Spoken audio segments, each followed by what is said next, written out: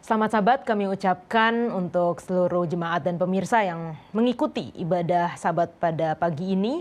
Dan sepanjang pekan ini kita telah mempelajari buku sekolah Sabat kita, di mana sepanjang triwulan ketiga tahun 2024 kita membahas mengenai kitab Markus dan kita sudah sampai di pelajaran yang ke-6 dengan judul Dari Dalam Keluar.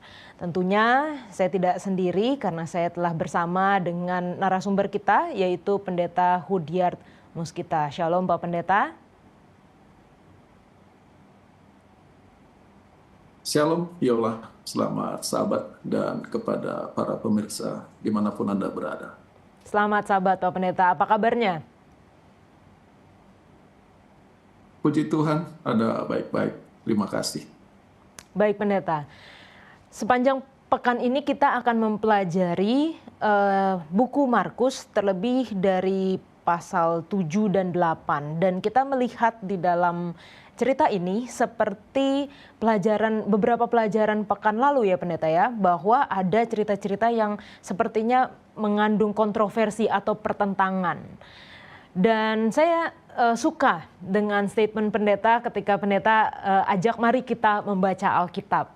Kira-kira apa kontribusi dari membaca Alkitab di dalam menolong kita memahami pelajaran pekan ini, Pendeta? Terima kasih untuk pertanyaan pembukaannya. Mungkin slide bisa ditampilkan. Minimal ada dua pendekatan di dalam melakukan pendalaman Alkitab, Bible Study.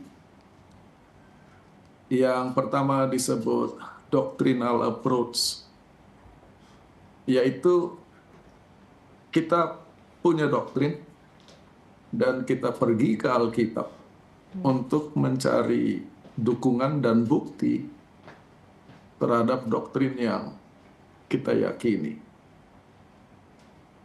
Jadi fungsi Alkitab lebih digunakan untuk membuktikan atau mendukung kita punya keyakinan, kepercayaan, atau ajaran.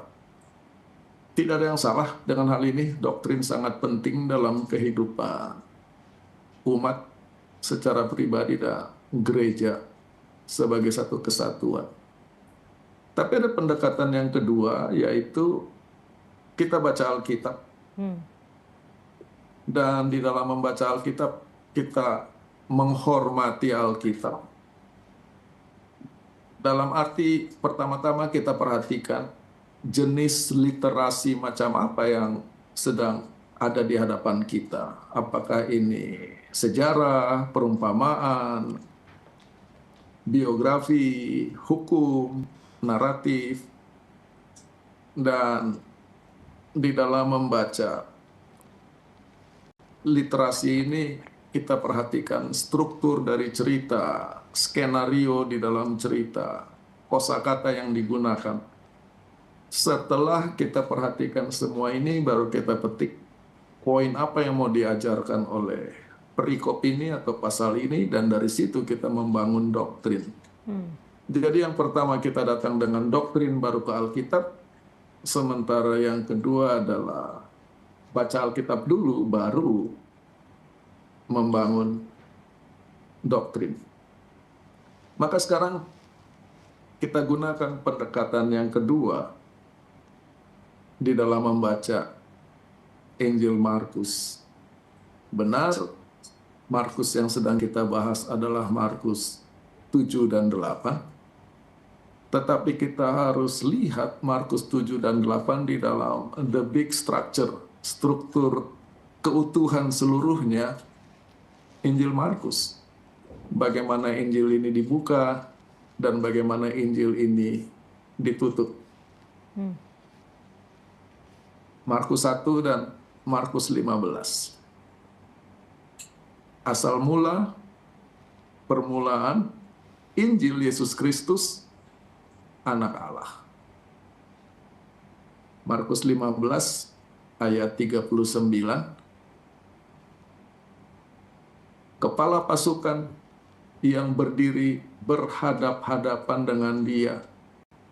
Melihat ia berseru sedemikian dan menghembuskan nafasnya yang terakhir, kepala pasukan itu berkata, sesungguhnya orang ini adalah anak Allah. Struktur ini menekankan bahwa tujuan Injil Markus adalah keanak-alahan atau keilahian atau kealahan dari Yesus.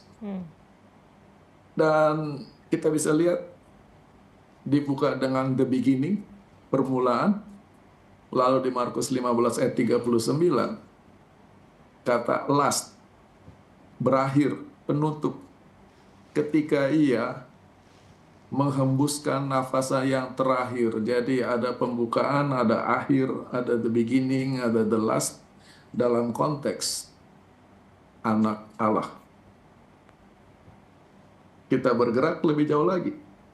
Dan di sini ceritanya sudah mulai bergerak dengan menarik, yaitu di ayat 2 dari Markus 1, sebagaimana yang tertulis di dalam kitab nabi-nabi. Jadi, Yesus Kristus adalah anak Allah sebagaimana yang dituliskan, dinubuatkan di dalam kitab nabi-nabi. Tetapi di akhir Injil Markus, Lukas 15, ketika Tuhan Yesus menyerukan seruannya, Eloi, Eloi, lama sabachthani, mereka yang berdiri di sekitar salib mengatakan dia memanggil Elia, nabi. Kita lihat apakah Elia akan datang. Di sini kita sudah mulai dihadapkan kepada apa yang mungkin bisa kita sebut sebagai gagal paham. Bukan salah paham, tetapi gagal paham. Yesus adalah Allah. Mereka gantinya memahami siapa Yesus. Yang mereka tunggu dan cari justru Nabi Elia. Dan gagal paham inilah nanti salah satu bentuknya akan tercermin di Markus 7 dan 8. Nah, di dalam konteks cerita penyaliban Tuhan Yesus, Lukas 23 ayat 34 adalah satu-satunya Injil yang memasukkan komentar ini, yaitu doa Tuhan Yesus. Di Matius, Markus, dan Yohanes tidak ada. Bapa, ampunilah mereka, karena mereka tidak mengetahui apa yang mereka lakukan. Bahwa mereka tidak paham apa yang mereka lakukan. Seringkali kata-kata doa Yesus di Lukas 23 ini dipahami sebagai doa kepada mereka yang menyalibkan dia. Tetapi di dalam seluruh Injil sebetulnya gagal paham ini dialami oleh semua partisipan di dalam Injil. Sampai akhir Injil itu mereka tidak paham keilahian, identitas dari Yesus. Dan doa Tuhan Yesus di Lukas 23 ayat 34 satu-satunya muncul di Alkitab adalah ayat yang menarik walaupun kita belajar Injil Markus. Yang pertama, konteks langsung adalah doa kepada mereka, doa bagi mereka yang menyalibkan dia. Tetapi ada konteks yang lebih dalam dan lebih luas, yaitu seperti tadi saya sudah katakan, ketidaksanggupan para pendengar Yesus sampai nanti saya kasih tunjuk murid-muridnya untuk memahami siapa dia. Dan di dalam ketidakpahaman ini, dalam doanya Yesus menyebut Allah sebagai Bapa. Yesus bisa menyebutnya sebagai Allah, tetapi dia lebih menyebutnya sebagai Bapa. Ini menggambarkan hubungan antara Bapa dengan anak. Anak yang masih muda, bahkan kecil, yang belum paham kesabaran seorang bapa, pengertian seorang bapa. Gantinya Allah sebagai hakim yang menghitung dan akan menghukum ketidakmampuan. Dan di sepanjang zaman kekristenan, sampai sekarang, selalu ada kemungkinan untuk tidak paham, gagal paham, dan kepada kesalahpahaman itu, kegagalan paham itu, Yesus berdoa, ampuni, forgive them, ampuni mereka. Satu hal yang tidak banyak disadari oleh banyak orang adalah di dalam bahasa Ibrani, kata yang digunakan untuk mengampuni adalah nasa, dalam arti mengangkat. Pengampunan bisa berarti beban yang merupakan bagian saya diangkat dari saya. Hutang yang tadinya milik saya diangkat dari saya. Hukuman yang tadinya adalah bagian saya diangkat dari saya. Itu pemahaman pertama. Tetapi level kedua, di dalam mengampuni, Tuhan tidak hanya mengangkat hukuman, Tuhan mengangkat orang itu, pemahamannya, pengertiannya, kerohaniannya kepada yang lebih baik. Jadi pengampunan bukan hanya menghilangkan hukuman, tetapi memampukan orang hidup dalam pemahaman yang lebih baik kepada dan dalam Tuhan. Forgiveness selalu punya double meaning dan double action. Nah, sekarang bicara tentang gagal paham. Injil Markus bisa dibagi dalam dua bagian besar. Judul Injil aslinya itu Markus 1 ayat 1. Lalu prolog atau pembukaan dimulai dengan Yohanes Pembaptis, cerita baptisan. Dan tubuh besar dari Injil Markus yang pertama adalah Markus 1 ayat 14 sampai 8 ayat 21. Dan di sini kerajaan Allah ditampilkan sebagai misteri. Seringkali bicara tentang Injil, perumpamaan Tuhan Yesus, atau Alkitab secara keseluruhan, kata misteri diterjemahkan ke dalam bahasa Indonesia sebagai rahasia. Yang mana misteri bukan rahasia. Rahasia, begitu diberitahu, sudah berhenti kerahasiaannya, sudah bukan rahasia lagi. Misteri adalah ketidakpahaman. Mungkin diterangkan berulang-ulang, tetap tidak paham, tetap bentuknya adalah misteri. Kerajaan Allah, pekerjaan Tuhan itu misteri, bukan rahasia.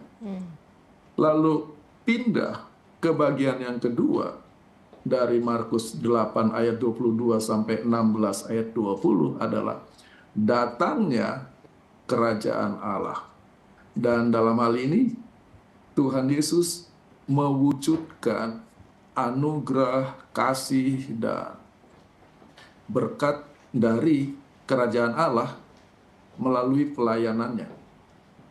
Ini bisa kita lihat dari ayat Alkitab yang digunakan di Markus 8 ayat 17. Dan uniknya, gagal paham ini bukan kepada orang banyak, bukan kepada orang Farisi, bukan kepada orang ahli Taurat, yang mana dalam membaca Injil seringkali kita anggap mereka sebagai the bad guys, orang-orang yang di pihak yang salah. Tapi justru kepada murid-muridnya. Kamu tetap belum paham dan mengerti, dan ketidakmampuan untuk paham dan mengerti ini di Markus 8 ayat 17 dihubungkan dengan hatimu masih kau keraskan, Is your heart still hardened? Jadi gagal paham ini lebih masalah hati, bukan masalah informasi. Karena seringkali, dan bahasa Indonesia sangat baik menjabarkan dan menggambarkan hal ini. Kita bicara tentang keyakinan. Sesuatu yang kita yakini sangat erat sama kita, sampai kita jadi tidak bisa diterangkan dari pihak lain atau dengan cara lain karena sudah yakin. Apakah hatimu masih kau keraskan? Bagaimana mungkin kamu masih belum paham? Itulah penutupan bagian pertama Injil Markus, gagal paham. Dan di pasal 9, Yesus katakan, sesungguhnya ada di antara kamu yang tidak akan mengalami kematian sebelum mereka melihat kerajaan Allah hadir di dalam kuasanya. Secara sempit ayat ini dipahami sebagai Yesus dipermuliakan, tetapi sebetulnya melalui pelayanan Yesus, kerajaan Allah sedang hadir secara kuasa mengubahkan dalam hidup setiap orang. Jadi ini kita baru bicara tentang struktur ya. Sekarang kita bergerak lebih jauh. Di dalam struktur tadi, Markus 1, Markus 15, Yesus anak Allah. Maka Injil itu harus dibaca dalam konteks ini, Markus 1 ayat 1. Yesus Kristus, anak Allah, sebagaimana yang tertulis di dalam kitab para nabi. Langsung dikasih contoh keilahian Yesus. Markus 1 ayat 40 sampai 42. Ada orang kusta datang kepada Yesus memohon sujud, dan kepada permohonan orang kusta ini dikatakan di ayat 41, Yesus mengulurkan tangannya, menjamah dia dan berkata, aku berkehendak, jadilah tahir. Segera sementara ia berbicara, saat itu juga kusta itu meninggalkan orang itu, dan orang itu menjadi tahir. Ini cerita yang sangat terkenal, kecuali ada satu hal. Cerita ini disampaikan oleh para penginjil menunjukkan keilahian Yesus. Manusia, nabi sekalipun, kalau ketemu orang kusta yang najis, mereka harus menghindar. Manusia yang bersentuhan dengan orang kusta yang najis, jadi ikut najis. Itu hukumnya ada di buku Imamat. Jadi, sesama manusia, kenajisan itu ditularkan. Di dalam cerita ini, Yesus bukan tersentuh, bukan disentuh. Yesus secara aktif menjamah kusta. Yang terjadi, Yesus tidak najis, Yesus tidak tercemar, Yesus menyucikan dan mentahirkan. Hanya Allah yang bisa melakukan itu. Jadi, dan di sini ceritanya jadi lebih besar. Orang Farisi dari kata peres, memisahkan diri, ahli Taurat dengan segala ajaran mereka, yang terbaik yang bisa mereka lakukan adalah menghindar dari orang berdosa, supaya jangan terikut-ikut dan jadi bagian dari mereka. Memisahkan diri dari dunia yang penuh dosa. Itu sebabnya mereka tidak bisa paham Yesus bergaul dengan orang berdosa. Bukan Yesusnya jadi ikut berdosa. Yesus menyucikan mereka, menobatkan mereka. Ini hanya bisa dipahami Yesus anak Allah. Cerita berikutnya, Markus 2. Ceritanya sudah sangat umum. Ada orang membawa seorang lumpuh, diturunkan di tempat tidurnya. Lalu di Markus 2 ayat 5, ketika Yesus melihat iman mereka, gantinya Yesus menyembuhkan orang lumpuh itu, Yesus katakan, "Anakku, dosa-dosamu sudah diampuni." Lalu kita dengar, kita baca respon dari para ahli Taurat. Mengapa orang ini mengucapkan hujat seperti ini? Siapa yang bisa mengampuni dosa kecuali hanya Allah? Yang tidak kita sadari adalah ahli Taurat menyampaikan kebenaran. Benar, hanya Allah yang bisa mengampuni dosa. Kalau manusia bertindak sebagai Allah, mereka sedang menghujat, menyamakan diri dengan Allah. Masalahnya apa? Sebagai pembaca Injil, kita tahu Yesus adalah anak Allah. Jadi ketika dia mengucapkan kata-kata menghapus dosa, gantinya menyembuhkan, kita harus pahami dalam konteks dia sebagai anak Allah. Ahli Taurat memahami Yesus sebagai manusia biasa, paling tinggi rabi. Seorang rabi bukan Allah. Nah, di sini mulai gagal paham tentang identitas Yesus. Dan seluruh konflik di dalam Injil dengan klimaksnya Yesus disalib sebetulnya dalam masalah gagal paham tentang siapa Yesus. Dan kegagalan untuk memahami ini, Yesus doakan, ampunilah mereka, karena mereka tidak tahu apa yang mereka lakukan. Nah, sekarang kita pindah tentang pelayanan Yesus. Tadi kita bicara struktur, kita bicara identitas Yesus, sekarang pelayanan Yesus. Di Markus pasal 1 ayat 21, pertama kali Yesus mengajar di rumah ibadat,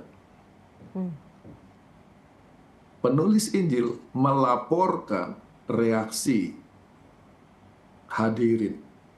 Mereka heran akan ajarannya, karena ia mengajar mereka dengan penuh kuasa, tidak seperti ahli Taurat. Ini laporan dari penulis Injil. Sekarang di ayat 27, kita dengar ucapan kata-kata dari hadirin, bukan laporan dari penulis. Mereka terheran-heran dan mereka bertanya sesama mereka, apa ini yang sedang terjadi? Doktrin apa ini? Oleh karena dengan penuh kuasa ia memerintahkan, bahkan bahasa Inggrisnya unclean spirit, harusnya terjemahannya adalah roh najis, tetapi di dalam Alkitab bahasa Indonesia diterjemahkan sebagai roh jahat, padahal bukan evil spirit, dan mereka menurut dia.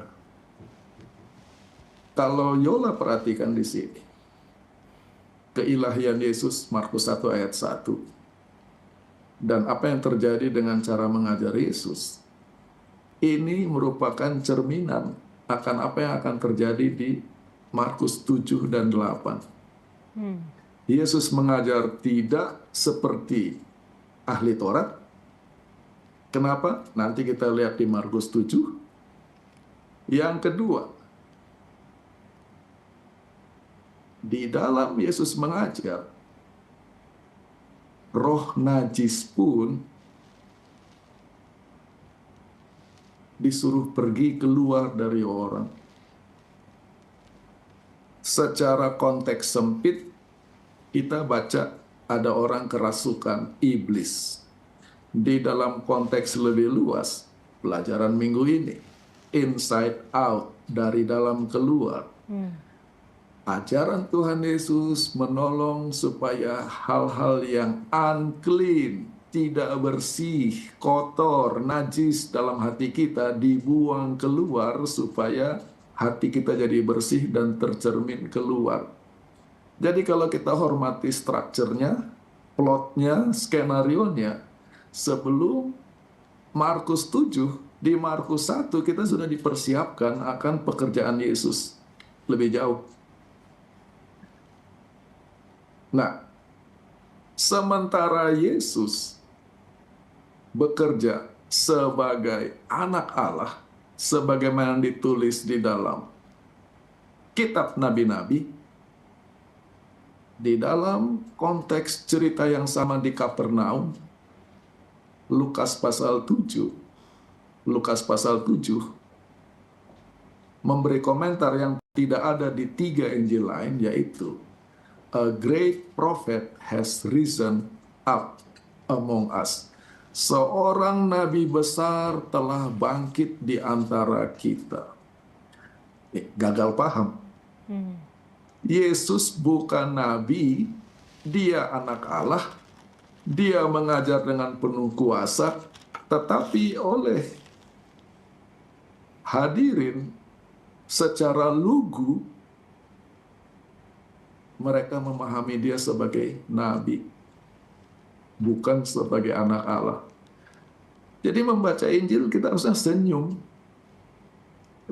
Tersenyum bukan memandang remeh atau menyepelekan atau tidak hormat, tapi melihat struktur skenario yang sedang terjadi. Inilah ketidakmampuan manusia untuk memahami siapa Yesus.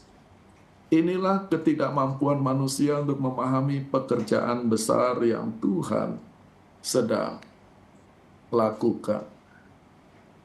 Mungkin inilah gunanya baca Alkitab dalam mempersiapkan kita memahami cerita di Markus 7 dan 8 nanti.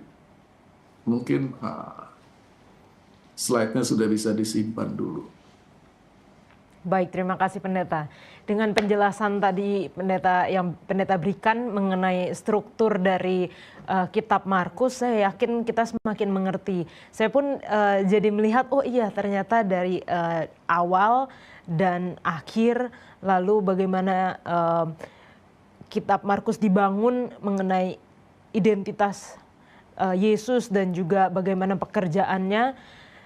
Ini membantu sekali di dalam ketika kita masuk di dalam Markus 7, terutama ketika kita menemukan ayat yang sepertinya membingungkan. Kan seperti yang tadi saya katakan, ada pertentangan, ada kontroversi. Dari ayat hafalan saja ini sudah agak membingungkan, Pendeta. Saya baca di ayat 15. Apapun dari luar yang masuk ke dalam seseorang tidak dapat menajiskannya. Tetapi apa yang keluar dari seseorang itulah yang menajiskannya. Lalu di ayat 19 bahkan lebih membingungkan lagi Pendeta. Karena bukan masuk ke dalam hati tetapi ke dalam perutnya lalu dibuang di jamban. Dengan demikian ia menyatakan semua makanan halal. Sebenarnya kalau kita membaca secara utuh dari cerita ini, secara konteksnya, kita bisa tahu bahwa cerita ini adalah mengenai murid-murid yang makan dengan tangan yang najis atau tangan yang tidak dibasuh. Dan yang ayat-ayat yang tadi saya bacakan bisa kita mengerti sesuai dengan konteks ini. Tetapi karena ada spesifik ayat-ayat tersebut, apalagi ketika di bagian akhir dari ayat 19 dikatakan bahwa ia menyatakan semua makanan halal, ini menjadi satu pertanyaan juga bagi banyak orang, Pendeta. Bagaimana tanggapan Pendeta? Tanggapan pertama, ya ingat tadi saya katakan ada dua pendekatan di dalam Bible study, pendalaman Alkitab, yaitu doctrine oriented yang mana sifatnya adalah proof text. Saya punya keyakinan, saya pergi ke Alkitab, saya ambil satu ayat, lihat ini. Ayat ini menguatkan apa yang saya yakini. Dan kalau permainannya begitu, semua orang bisa bikin doktrin sendiri-sendiri, dan itulah sebabnya masalah makanan ini jadi berkeras kedua belah pihak. Yang satu mengatakan sudah dihalalkan, ada ayatnya, Alkitabiah. Yang satu katakan tunggu dulu, tetapi yang katakan tunggu dulu pun kelabakan juga karena ada ayatnya.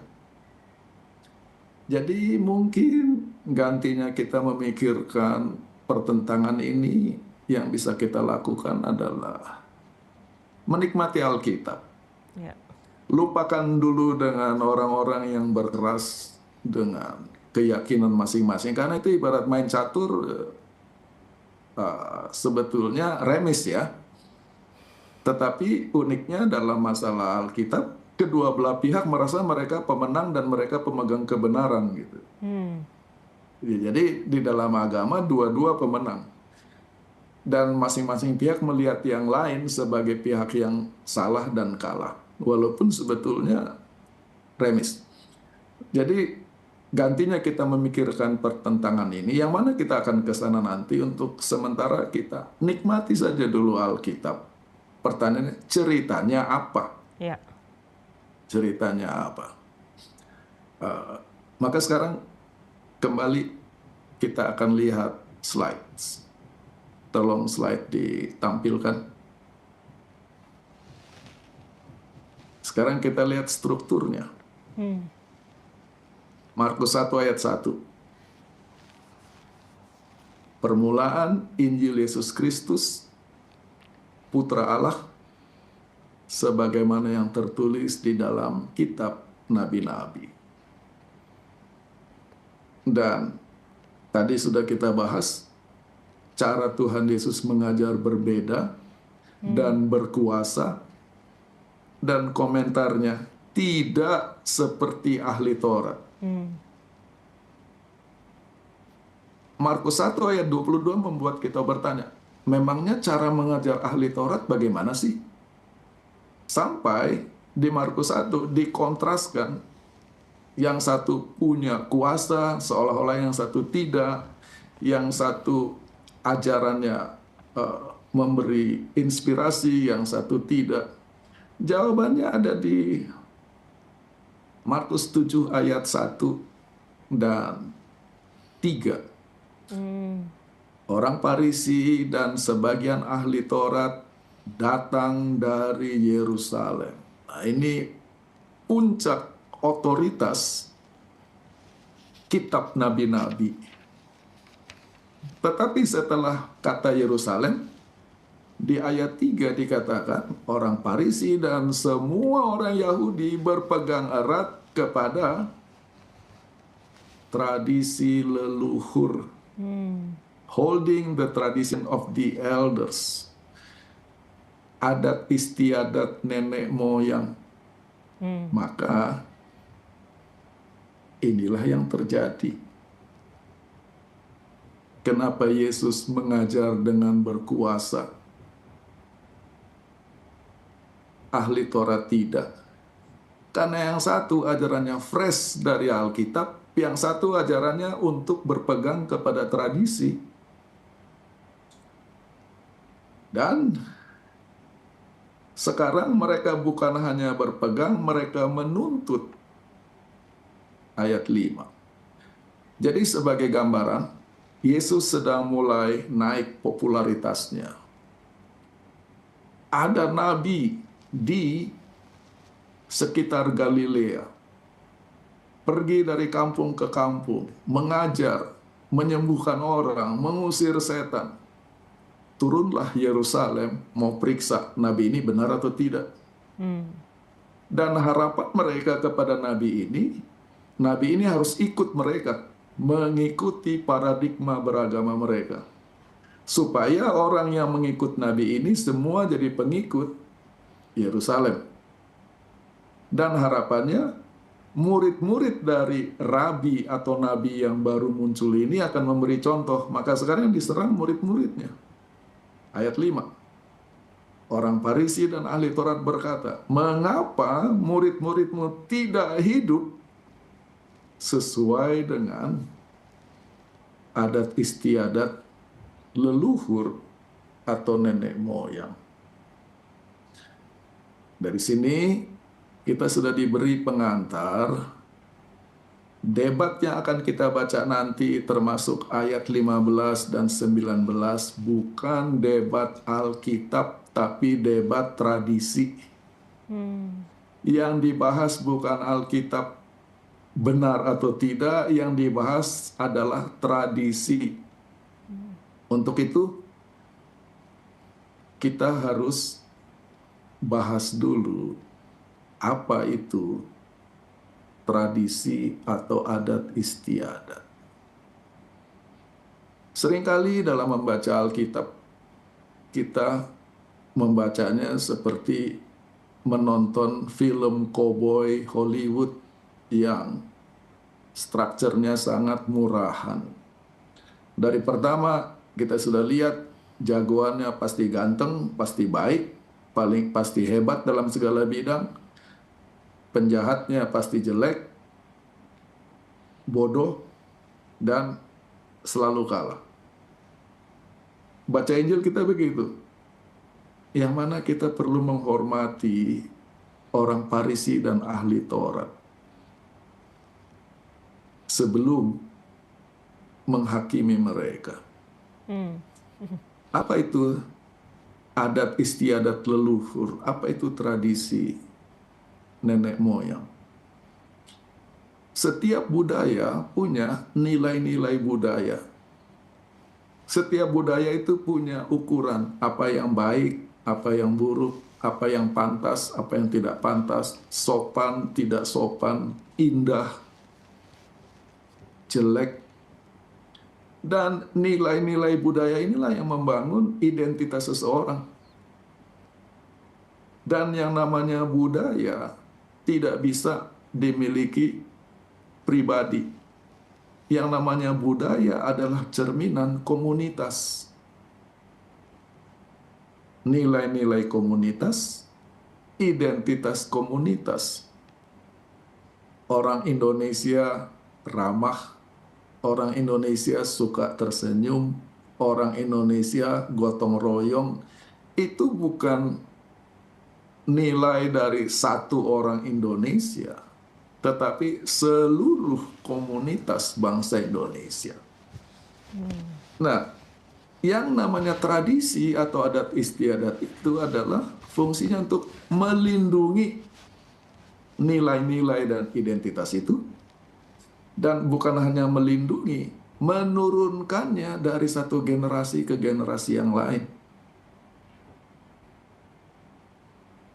Salah satu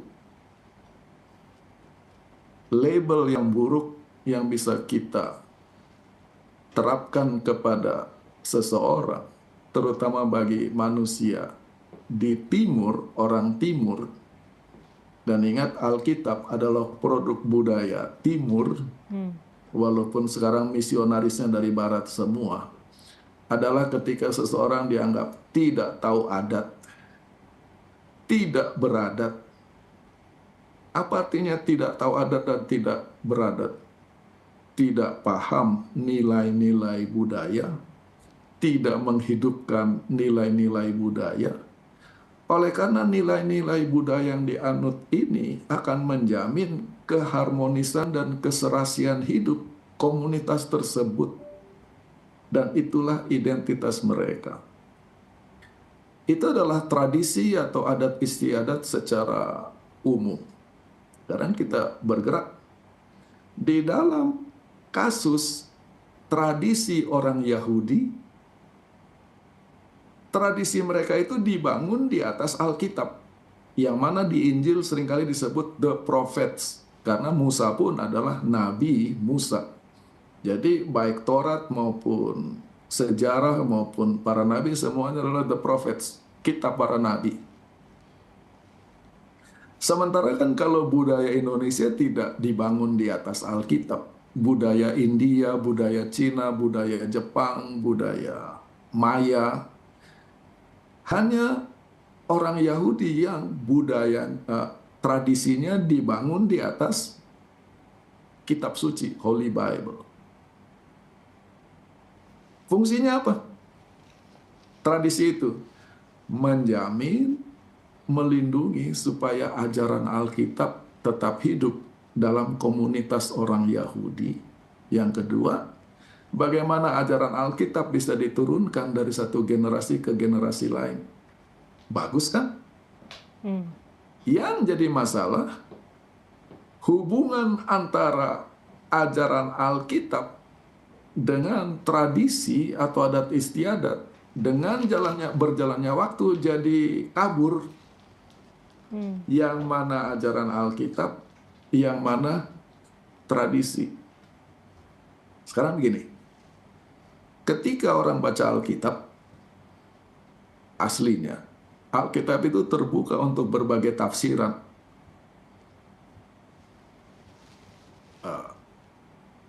Adam dan Hawa itu menikah atau tidak? Contoh, saya tanya kepada Yola, ini pertanyaan nggak usah dijawab. Orang nanti tuduh pendeta sedang menjebak. Kita nggak pernah pikir. Kalau dia menikah, siapa yang memberkati? Oh, kita bilang Tuhan. Siapa yang mencatat catatan sipilnya dan sebagainya. Yang kita tahu mereka sepasang. Dan kita take for granted bahwa mereka suami istri. Dan mereka berketurunan.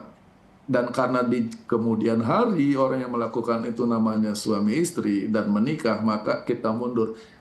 Ini contoh Alkitab bisa ditafsirkan. Baru cerita Adam dan Hawa saja sudah terbuka kepada tafsiran kan. Tapi sekarang di dalam tradisi yang namanya pria dan wanita yang mau hidup bersama harus menikah. Itu sudah tradisi itu. Dan orang yang hidup bersama di luar nikah dianggap melanggar adat istiadat, aib dan sebagainya. Jadi tradisi itu lebih spesifik, lebih praktis, tidak banyak interpretasinya. Pernikahan nggak perlu, pernikahan ya namanya dua orang. Maka dengan berjalannya waktu orang lebih berpegang kepada tradisi daripada kepada Alkitab, karena Alkitab terbuka kepada tafsiran tadi. Dan ini yang terjadi kepada orang Yahudi di zaman Yesus. Ingat, antara kitab Maleaki dengan Injil Matius ada selembar kertas putih, itu 400 tahun. Dan zaman sekarang ada orang yang bidang keahliannya adalah intertestamental period, yaitu mereka ahli di bidang zaman di antara perjanjian lama dan baru. Jadi kalau ditanya, jadi kamu ahlinya Alkitab yang mana? Mereka keluarkan selembar kertas putih itu. Inilah keahlian kami, intertestamental period. Kalau kita baca sejarahnya, orang Yahudi mengalami penganiayaan sangat hebat oleh karena iman dan agama mereka. Dan untuk bertekun di dalam iman itu, mereka berpegang kuat kepada tradisi-tradisi yang ditambahkan supaya meminimalkan pelanggaran. Jadi kita harus hormati niat baik di balik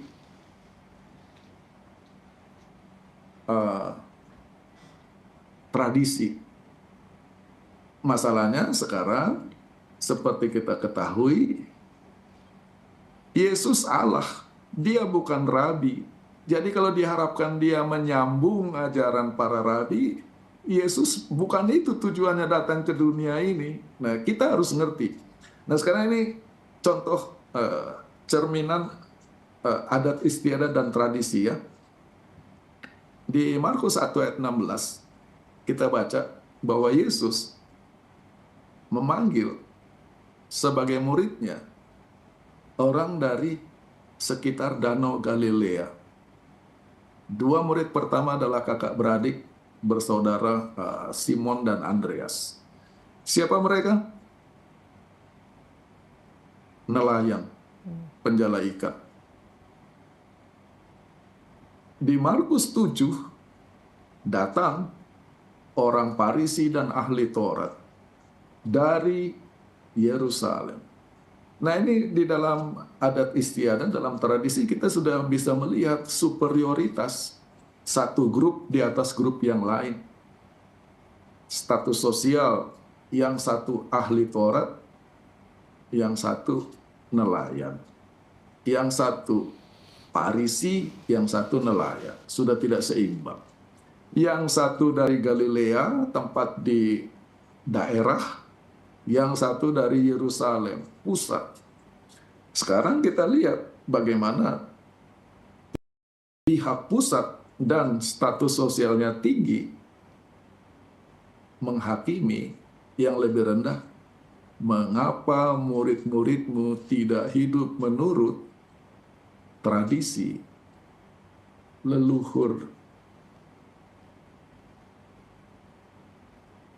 Maka sekarang inilah yang membedakan Yesus dari orang Farisi dan ahli Taurat. Orang Farisi dan ahli Taurat dulunya, maksud saya bukan mereka, leluhur mereka tujuannya itu agung, mulia, noble, yaitu mempertahankan iman. Tetapi dengan berjalannya waktu, yang mereka pertahankan bukan lagi iman, tapi jadi tradisi. Mereka siap ribut, mereka siap bertengkar demi adat, bukan lagi memahami kehendak Tuhan dalam hidup mereka. Jadi Tuhan jadi jauh. Karena sekarang tradisi jadi lebih berkuasa, dan inilah yang membuat Yesus berbeda. Ia mengajar mereka dengan kuasa karena Yesus mengembalikan umat kepada firman. Yang mana sekarang firman sudah dikepung, dicemari, dikaburkan oleh tradisi. Dan sekarang, tadi saya sudah sampaikan bahwa cerita orang yang kerasukan iblis di Markus 1 merupakan cerminan akan apa yang terjadi di Markus 7. Sekarang kita baca ayat. Sementara Yesus mengajar di rumah ibadah, Markus 1 ayat 22. Sementara orang-orang terheran-heran akan ajarannya, ada seseorang di rumah ibadah itu yang memiliki roh yang tidak bersih. Kita baca secara literal. Itu sebabnya saya tidak menggunakan Alkitab bahasa Indonesia. Unclean spirit, roh tidak bersih. Bisa didorong, roh najis. Bahkan Alkitab bahasa Indonesia, roh jahat. Dan orang itu berseru, "Apa hubungan kami dengan engkau, hai Yesus, orang Nazaret?" Seruan orang yang rohaninya tidak bersih ini mencerminkan beratnya seluruh bangsa, dari pimpinan paling atas sampai paling bawah, terhadap misi pelayanan Yesus. What we have to do with you, Jesus? Apa urusan kami dengan engkau, Yesus? Urusannya, Yesus hendak membebaskan mereka dari tradisi yang sudah salah kaprah ini, kembali kepada itikat beragama yang asli dan sesungguhnya. Itulah sebabnya ketika Yesus ditanya mengapa murid-muridmu tidak hidup menurut adat istiadat tradisi leluhur, dia kutip Nabi Yesaya. Bangsa ini menghormati aku dengan bibirnya. Artinya apa? Ayatnya ayat Alkitab yang mereka ucapkan. kutipan-kutipan Alkitab yang mereka ucapkan, tetapi praktek hidupnya bukan dari sumber Alkitab, melainkan dari tradisi. Tetapi hatinya jauh daripadaku. Ini tadi unclean spirit, unclean spirituality dengan the heart that is far from God, dengan hati yang jauh dari Tuhan. Sekarang kita baca kuncinya di Markus 7 ayat 7. Untuk memahami ayat 15 dan 19. Teaching, mengajarkan sebagai doktrin hukum-hukum manusia, tradisi. Jadi, selama tradisi diakui, oh ini cuma tradisi, ini bukan doktrin, kita aman. Tetapi ketika tradisi dan ajaran manusia diangkat statusnya jadi doktrin, di situ kesalahan. Diulangi di ayat 8. Mengenyampingkan perintah Allah supaya kamu bisa berpegang kepada tradisi manusia. Benturannya adalah antara perintah Allah dengan tradisi manusia, firman Tuhan sebagai sumber doktrin, atau adat istiadat sebagai sumber doktrin. Dan uniknya, ini jarang dibahas orang. Ketika orang Farisi dan ahli Taurat menegur Yesus, meminta pertanggungjawaban Yesus atas kesalahan dari murid-muridnya, Yesus menyebut mereka sebagai hypocrites, yang Alkitab bahasa Indonesia menerjemahkannya sebagai orang munafik. Kata munafik itu datang dari bahasa Arab dan konotasinya sangat religius, agamawi, orang munafik. Padahal hipokrites itu datang dari bahasa Greka, hupokrites, yang arti aslinya adalah aktor, pemain panggung, pura-pura. Tidak ada unsur religius sama sekali di sini. Apa artinya hipokrites itu aktor atau pemain panggung?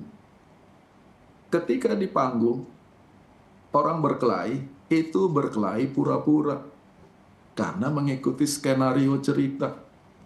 Ketika di panggung orang jatuh cinta, itu pura-pura mengikuti skenario cerita. Dalam dunia nyata mereka bukan pasangan. Di panggung atau di film orang bisa mati, itu mati pura-pura. Karena setelah syuting, mereka hidup lagi. Setelah panggung, mereka hidup lagi. Nah, yang disebut hipokrites itu adalah ketika yang tidak benar diambil jadi benar. Adalah kebodohan kalau kita nonton film dan melihat dua bintang film jatuh cinta, kita kira mereka jatuh cinta betulan.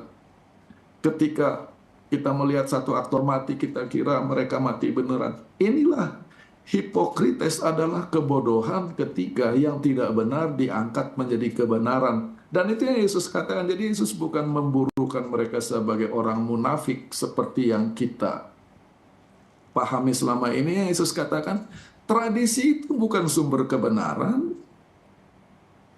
Tuhan sumber kebenaran, firman Tuhan sumber kebenaran. Yang tidak benar kamu ambil sebagai kebenaran. Kamu seperti nonton panggung dan kamu kira itulah kebenaran.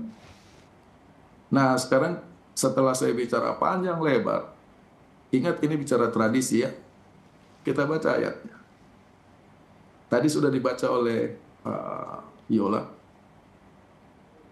Sesuatu yang Tidak ada yang masuk ke dalam manusia dari luar yang akan menajiskan dia. Tetapi hal-hal yang keluar dari dalam dia, hal itulah yang menajiskan manusia. Ayat 15. Barang siapa bertelinga, hendaklah dia mendengar. Di ayat 17 kita baca, ketika Yesus masuk ke dalam rumah, memisahkan diri dari orang banyak, murid-muridnya bertanya kepadanya tentang perumpamaan itu. Lihat, kita baca Alkitab. Markus 7 ayat 15 adalah perumpamaan, bukan doktrin. Ingat tadi pentingnya Bible reading. Hormati literasi Alkitab. Mana perumpamaan, mana hukum, mana syair, mana sejarah. Murid-murid tahu itu perumpamaan. Orang sekarang karena tadi proof text approach, ambil satu ayat dan dijadikan doktrin. Ini bukan doktrin. Tapi sekarang kita masuk lebih ke dalam lagi. Kata najis, Markus 7 ayat 15. Apapun dari luar yang masuk ke dalam seseorang tidak dapat menajiskannya. Tetapi apa yang keluar dari seseorang, itulah yang menajiskannya. Kata najis, menajiskan muncul 4 kali di Markus 7 ayat 18. Apakah kamu juga tidak dapat memahaminya? Karena mereka tanya tentang perumpamaan. Tidak tahukah kamu bahwa segala sesuatu dari luar yang masuk ke dalam seseorang tidak dapat menajiskannya? Ayat 23. Semua hal jahat ini timbul dari dalam dan menajiskan orang, yaitu dengki, iri hati, pikiran jahat, pikiran kotor. Itu ayat sebelumnya kasih daftar. Jadi kata menajiskan muncul 4 kali. Di sini ada problem. Apa problemnya? Masalah word study, arti kata. Di dalam paradigma berpikir kita, lawan kata dari najis itu kudus. Kudus itu suci, najis itu cemar, najis itu ya najis. Bukan hanya kotor, kalau najis di bawahnya kotor, menjijikan, memuakan najis. Itulah kontradiksi kata yang berlawan kata, kudus, najis. Nah, sekarang kita baca dalam bahasa Inggris tentang hukum makanan di buku Imamat. Di dalam Alkitab bahasa Inggris, makanan yang kita kenal sebagai halal disebut clean, dan makanan yang kita sebut haram disebut unclean. Okay. Nah, halal haram dengan segala hormat bukan ajaran Alkitab, tetapi itu ajaran dari agama lain. Mengapa saya katakan demikian? Karena yang namanya haram itu dalam pemahamannya masih makanan, tapi sifatnya haram. Jadi ini pemilihan 2 jenis makanan. Ada makanan halal, ada makanan haram. Tetapi dalam konsep buku Imamat tidak ada konsep makanan halal haram. Yang ada bersih dan najis. Dan sesuatu yang najis tidak layak dimakan. Jadi seluruh daftar binatang yang dimasukkan ke dalam daftar unclean, mereka bukan haram, mereka bukan makanan. Mereka bukan makanan haram, mereka adalah kenajisan. Yang sesuatu najis bukan makanan, kita saja lihatnya jijik, muak, dan sebagainya. Jadi konsep halal haram itu salah kaprah sebetulnya. Nah itu hukum imamat ya. Nah sekarang yang uniknya, Injil Markus dan sebagian besar Alkitab Perjanjian Baru itu ditulis di dalam bahasa Greka. Yang terjadi, kata yang digunakan di Markus 7, ayat 15, ayat 17, ayat 23, menajiskan, najis. Itu kata yang digunakan adalah koine. Lawan kata dari koine itu hagios. Dalam bahasa Inggris, hagios itu artinya holy, kudus. Koine bukan najis, bukan haram. Koine itu umum, common. Jadi contoh, ini baju gereja, itu hagios. Koine, ini baju sehari-hari. Ini bukan najis, bukan haram. Ini baju yang common untuk sehari-hari. Jadi yang Yesus katakan, Nah, Alkitab, bahasa Inggris menerjemahkannya sebagai to defile, bahasa Indonesia menerjemahkannya sebagai menajiskan. Jadi konsepnya makanan halal haraman. Bukan. Ini masalahnya khusus atau umum. Kenapa? Karena yang dipersoalkan adalah tradisi, bukan doktrin makanan halal haram. Nah, sekarang kita pergi ke ayat yang terpenting, Markus 7 ayat 19. Di dalam Alkitab bahasa Indonesia, terjemahannya demikian. Karena bukan masuk ke dalam hati, tetapi ke dalam perutnya, lalu dibuang, dijamban, tanda tanya. Dengan demikian, ia menyatakan semua makanan halal. Yang mana ini hanya salah satu cara menafsirkan ayat ini. Contoh, The New King James Version. Tanda tanyanya itu bukan di tengah kalimat, tetapi di akhir kalimat. Karena bukan yang masuk ke dalam hati, tetapi ke dalam perutnya, yang lalu dibuang, dengan demikian memurnikan segala makanan. Dalam hal ini, kalimatnya membingungkan. Apa maksudnya? New American Standard Bible, New International Version, New Revised Standard Version mengikuti model Alkitab bahasa Indonesia. Bedanya, Anda bisa lihat di Alkitab Anda masing-masing kalau punya Alkitab versi ini. Mereka beri tanda kurung, pembukaan kurung, penutupan kurung. Thus he declared all foods clean. Dalam tanda kurung artinya mereka tidak yakin kalau ini adalah bagian asli dari Injil Markus. Jangan-jangan nanti berabad-abad kemudian setelah terjadi kontroversi antara orang Yahudi dengan orang Kristen dan pisah, yang satu berhari Sabat, yang satu berhari Minggu, yang satu makanan tanda kutip halal, yang satu makan apa saja. Baru ini masuk. Jadi ayat ini pun problematik. Kita tanya dulu, semua makanan. Menurut Yola, semua makanan itu apa? Yang bisa dimakan, pendeta. Yang boleh dimakan. Nah, di sini kita secara tidak sadar sedang masuk ke dalam budaya. Ada budaya non-Alkitab ketika mereka membaca semua makanan, ya segala macam lah. Yesus bicara kepada siapa?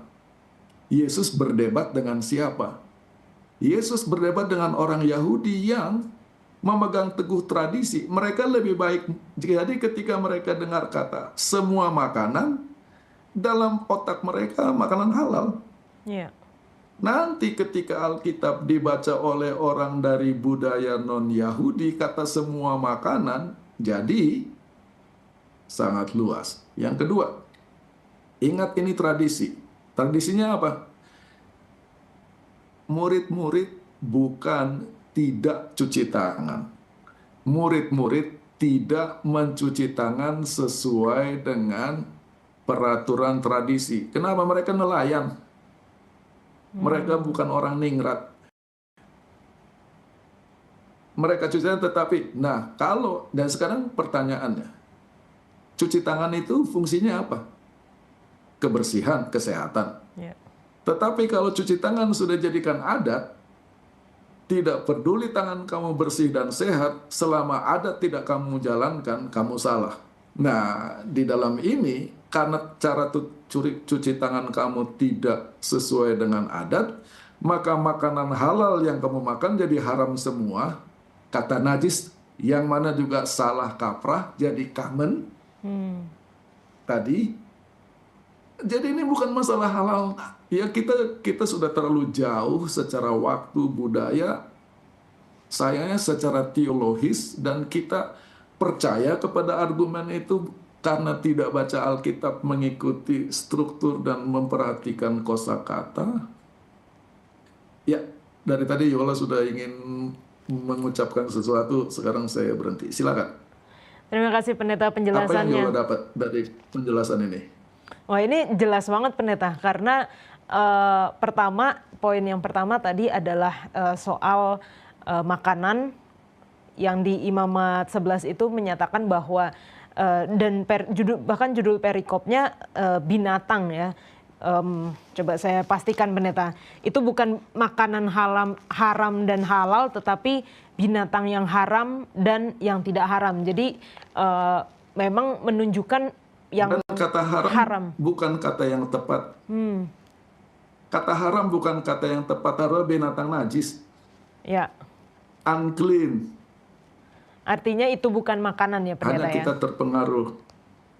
Yes. Oke. Itu satu. Itu satu. Yang kedua, masalah tradisi. Betul. Dan yang tadi saya cukup amazed adalah yang tentang perumpamaan Pendeta. Saya miss kata itu padahal sudah berkali-kali membacanya. Jadi benar tadi seperti kata Pendeta, kita harus benar-benar teliti dalam membaca Alkitab. Terima kasih Pendeta. Hanya saja karena waktunya semakin sedikit Pendeta, kita masih ada beberapa yang kita mau bahas ceritanya dari pelajaran kita yang selanjutnya, yaitu tentang perempuan Sirofenisia. Nah, ini juga seakan-akan menimbulkan kontroversi Pendeta, karena kita tahu, kita sudah baca ceritanya, kita sudah pelajari bahwa perempuan ini ditanggapi Yesus dengan cara yang sangat kasar. Apa yang bisa Pendeta terangkan dari cerita perempuan Sirofenisia? Kenapa Yesus dianggap kasar? Karena dia menyebutkan tidak patut mengambil roti yang disediakan bagi anak-anak dan melemparkannya kepada anjing Pendeta. Apa kasarnya? Emang nggak boleh kan? Roti tidak pantas diambil dari anak, dilempar kepada anjing. Tuhan Yesus, di mana kasarnya? Mungkin penafsiran orang bahwa Yesus sedang menyamakan perempuan ini dengan anjing Pendeta. Terus tersinggung. Ya, harusnya nggak begitu mungkin di pikirannya. Oke. Yang tersinggung pembaca. Betul. Yang tersinggung pembaca. Perempuan yang tidak tersinggung. Iya. Oke. Salah satu, ini cerita unik.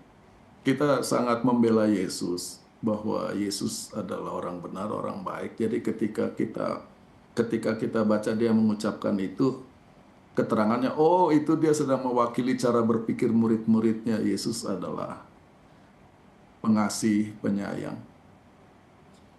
Itu bisa. Yang terjadi dalam cerita ini, ya bisa panjang lagi 1 jam kayak tadi, tapi sekarang yang saya ambil intinya. Kembali ini adalah cerita tentang benturan dua budaya. Dan perempuan Sirofenisia adalah wilayah di mana dia hidup.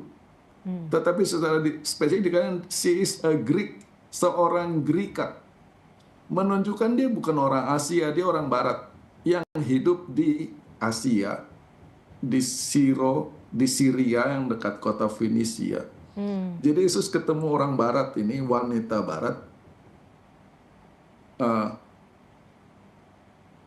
Jadi sekarang adalah benturan tentang dua budaya. Budaya Barat ketemu dengan budaya Timur sehubungan dengan pandangan mereka tentang anjing. Di dalam budaya Timur, sekarang orang Timur sudah ke barat-baratan, jadi sudah kabur. Dulunya aslinya anjing itu binatang najis dan anjing itu binatang haram dan tempat anjing itu di luar. Kalau anjing cuma boleh sampai depan pintu, diusir-usir. Anjing tempatnya di luar, jaga rumah dan kotor dan sebagainya. Itulah konsep Timur tentang identitas anjing. Orang Barat, anjing tempatnya di dalam rumah, digendong-gendong, tidur bersama dengan pemiliknya di atas tempat tidur. Seluruh wilayah rumah adalah teritori anjing juga. Yesus sedang mencerminkan budaya Timur. Roti diambil dari atas meja makan, sementara anak lagi makan, dilempar keluar kepada anjing yang ada di luar. Perempuan ini melihat dalam kalimat itu pengharapan. Di mana pengharapannya? Kata anjing. Tunggu dulu. Menurut Bapak, anjing di luar kotor, diusir-usir. Dalam budaya kami, anjing itu tempatnya, makanya anjing ada di dalam rumah, di bawah meja makan, memakan remah-remah. Ini benturan dua budaya. Poinnya apa? Mau mengkontraskan ahli Taurat orang Farisi. Bertemu Yesus, mereka berkeras kepada tradisi mereka dengan konsekuensi menolak Yesus. Perempuan ini bertemu Yesus yang sama. Kata-kata Yesus berlawanan dengan adat istiadat, tetapi secara cerdas dia menangkap bagaimana ajaran Yesus jadi berkat bagi saya. Dan itulah Yesus bilang, saya belum pernah lihat iman saya. Iman adalah apa? Kemauan untuk memahami Tuhan sebaik mungkin, gantinya kita bertahan kepada nilai-nilai pemahaman dan pengertian kita selama ini. Jadi kata kunci dalam cerita ini anjing. Bagi kita, anjing itu kasar. Yesus sedang mencerminkan budaya Timur dari mana dia datang. Tetapi kata anjing yang kasar dan tidak baik itu justru pengharapan bagi perempuan itu, karena dari budaya dia anjing tempatnya lain. Dan jadi kalau ya saya sudah tahu, saya sudah crossing the border, sudah melewati batas. Kalau di mana Palestina, inilah anak domba Allah. Kenapa? Anak domba itu digendong-gendong, disayang-sayang. Di Greka inilah anak anjing. Yang disayang-sayang, dipeluk-peluk, makanannya sama, dan amin. Poinnya adalah gantinya kamu bertahan kepada kamu punya tradisi, pemahaman, dan keyakinan. Coba ketika ketemu Tuhan melihat terang di balik misteri dan ketidakpahaman itu supaya jadi berkat. Sengaja itu ceritanya digabung, disambung dari satu ke yang lain. Itu plotnya Markus. Mungkin karena waktu itu saja dulu. Thank you Pendeta penjelasannya. Wah, luar biasa ya, ternyata Markus juga memang sengaja menempatkan itu, dan bagi pembaca yang mengerti, bagi orang Yahudi mungkin mengerti ya alur dari cerita Markus mengapa ditempatkan, dan puji Tuhan hari Sabat ini kita sudah dijelaskan oleh pendeta, dan biarlah kita ya. Di daerah tempat perempuan itu tinggal sekarang, penggalian arkeologi menemukan kuburan khusus untuk anjing. Artinya anjing begitu disayang sampai mereka punya kuburan seperti itu. Jadi budaya Greka sangat kental di situ. Itu tadi saya lupa sampaikan. Baik, thank you. Kembali Yola, silakan. Thank you Pendeta. Dan seperti yang tadi Pendeta bilang, sekarang sudah mulai ke barat-baratan kita, karena anjing di mana-mana sudah dibawa ke salon, sudah ada rumahnya sendiri, sudah makan, tidur bersama dengan pemiliknya juga. Jadi kita semakin baik lagi bisa memahami cerita ini. Satu cerita lagi Pendeta, paling tidak satu cerita lagi. Mengenai orang-orang Farisi yang mencobai Yesus dengan meminta tanda, tetapi gantinya Yesus melakukan sesuatu bagi mereka, Yesus malah memperingatkan murid-murid mengenai ragi orang Farisi dan ragi orang Herodes. Apa maksudnya ini Pendeta? Problemnya di mana? Kata ragi. Ya. Kalau kita baca Alkitab, ragi itu apa sih? Ragi adalah elemen yang fungsinya membuat adonan roti campuran antara minyak, air, dan tepung jadi memuai. Dan yang namanya ragi itu khusus kita beli dalam bentuk ragi. Yang bahasa Inggris adalah yeast. Masalahnya, yang Yesus sedang bicarakan di sini bukan ragi atau yeast seperti yang kita ketahui. Di zaman dulu, teknologi pangan belum secanggih sekarang. Ketersediaan ragi itu adalah barang yang sangat mewah. Dan itu adalah teknologi yang muncul belakangan. Yang ada zaman dulu, cara orang bikin roti adalah ketika saya membuat roti, pertama mengadon roti, saya ambil segenggam, lalu tepung adonan saya ambil, lalu saya rendam di air. Adonan yang selebihnya saya bakar, masak jadi roti. Segenggam yang saya ambil itu adalah modal untuk jadi ragi adonan berikutnya. Dan waktu adonan berikutnya saya bikin, rotinya mengembang pakai ragi yang tradisional ini. Saya ambil lagi, saya simpan di air segenggam. Itulah ragi tradisional. Dan penemuan arkeologi menunjukkan bahwa teknik adonan diambil sepotong, direndam, dijadikan ragi untuk adonan berikutnya dimulai di Mesir. Sistem ragi seperti ini beresiko tinggi karena ketika adonan itu direndam bisa jadi jamur, bisa ada bakterinya, dan ketika adonan ini dimasukkan ke adonan baru yang harusnya bersih, tapi karena dicampur dengan adonan yang sudah ada jamurnya, maka jadi rusak seluruhnya. Dan tidak kelihatan, diambil lagi, disimpan lagi, maka berkelanjutanlah kerusakan itu dari satu roti ke roti berikutnya. Dan itu berbahaya bagi kesehatan. Itulah sebabnya ketika orang Israel keluar dari Mesir, yang pertama-tama mereka dia suruh apa? Roti tidak beragi. betul itu adalah upacara. Sampai sekarang kita perjamuan rotinya tidak berakhir. Tetapi yang terjadi itu kesehatan. Itu racun, roti yang sudah tidak sehat. Setahun sekali kamu bikin mulai hidup baru. Yaitu jangan menggunakan yang tercemar untuk sesuatu yang baru. Itu mereka seminggu kan hari raya tidak roti tidak beragi. Fresh lagi. Nanti habis 1 tahun rusak lagi. Teknologinya belum secanggih sekarang. Nah, itu aslinya.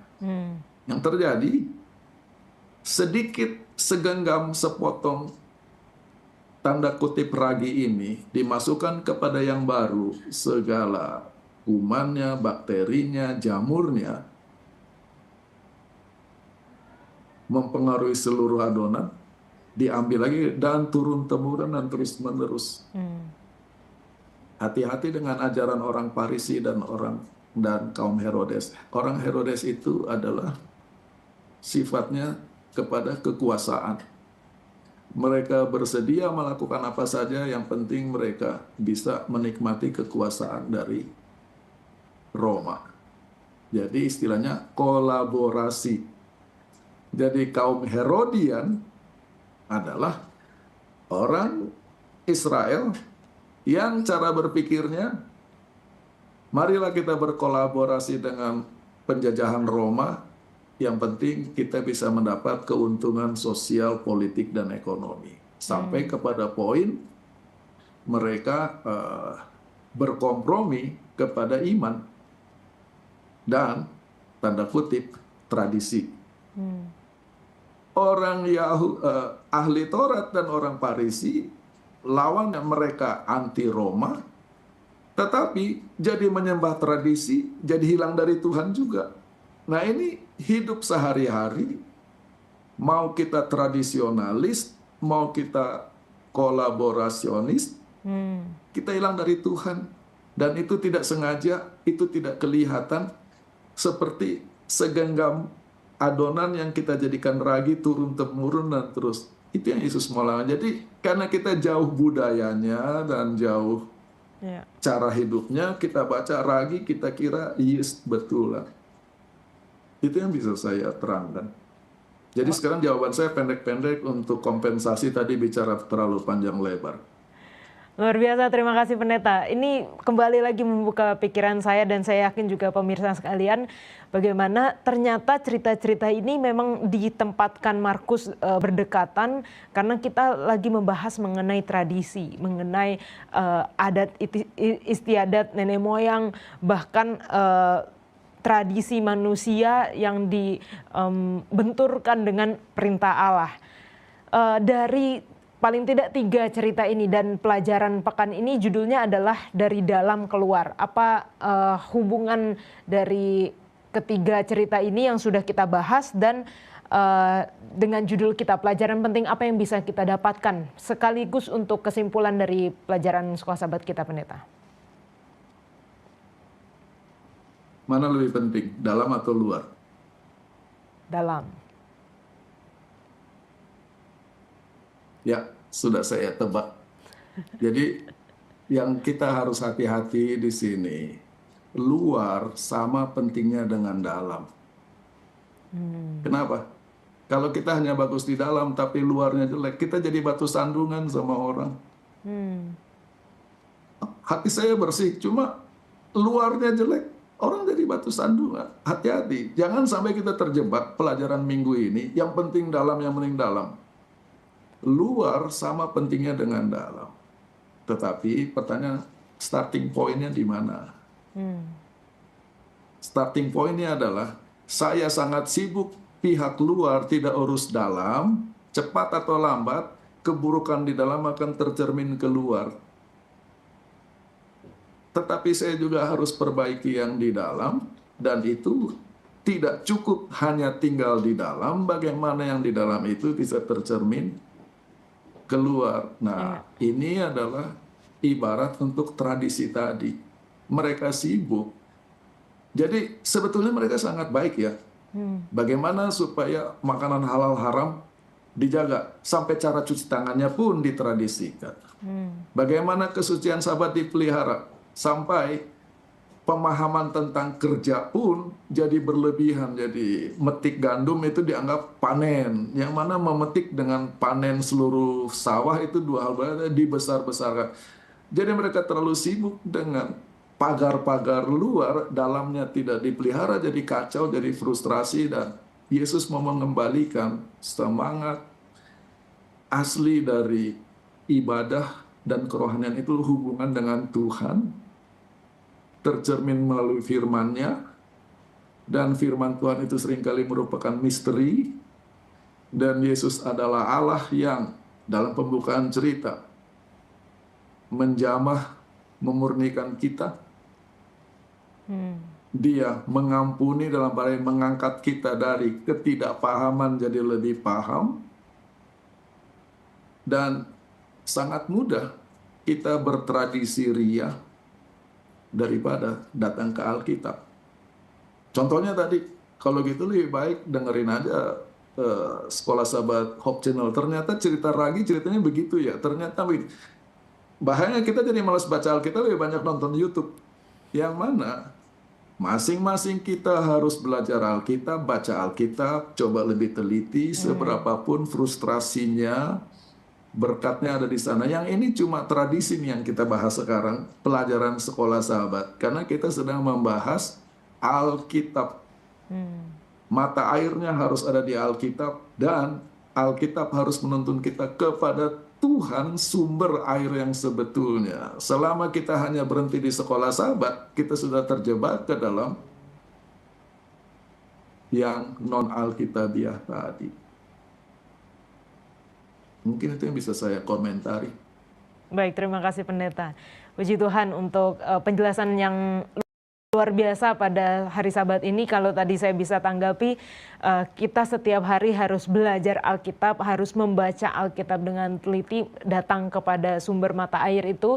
Tapi kalau hari Sabat diskusi sama Pendeta Muskita itu seperti suplemen, seperti ada hal yang baru gitu. Seperti kalau makanan Sabat itu spesial, ada sesuatu berkat yang spesial yang kita bisa dapatkan dari pembelajaran diskusi kita bersama dengan Pendeta. Pendeta, untuk menutup diskusi kita, bolehkah Pendeta berdoa, mendoakan kita semua? Mari kita berdoa. Tuhan Bapa di sorga, terima kasih untuk kesempatan kami bisa membahas Alkitab, membaca Alkitab, mencoba memahami Alkitab dengan lebih baik. Dan kiranya pembacaan ini akan membuka wawasan kami lebih luas tentang indahnya, dalamnya, dan berkuasanya firman-Mu. Dan seperti struktur Injil Markus, Engkau adalah Allah yang mana datang untuk mengubah hidup kami, menyelamatkan kami, menuntun kami kepada kebenaran yang sejati. Biar itu menjadi pengalaman dalam hidup kami masing-masing. Kami akan bersuka cita di dalam Engkau. Terima kasih untuk kesempatan ini, dan kami berdoa untuk susunan rangkaian ibadah selanjutnya. Di dalam nama Tuhan Yesus kami berdoa. Amin.